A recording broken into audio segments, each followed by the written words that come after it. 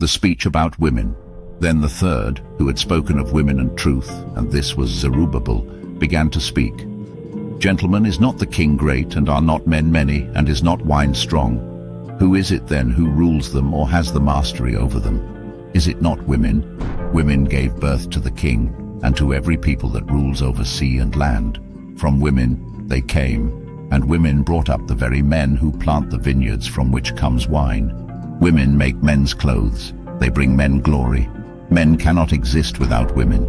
If men gather gold and silver or any other beautiful thing and then see a woman lovely in appearance and beauty, they let all those things go and gape at her, and with open mouths stare at her, and all prefer her to gold or silver or any other beautiful thing.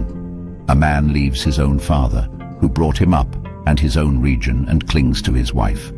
With his wife he ends his days, with no thought of his father or his mother or his region. Therefore you must realize that women rule over you. Do you not labor and toil and bring everything and give it to women? A man takes his sword and goes out to travel and rob and steal and to sail the sea and rivers.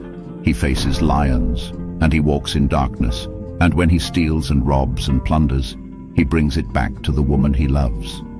A man loves his wife more than his father or his mother. Many men have lost their minds because of women and have become slaves because of them. Many have perished or stumbled or sinned because of women. And now do you not believe me?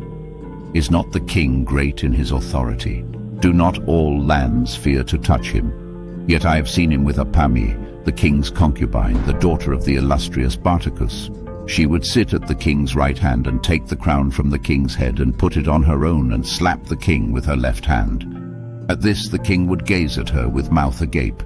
If she smiles at him, he laughs. If she loses her temper with him, he flatters her, so that she may be reconciled to him. Gentlemen, why are not women strong since they do such things?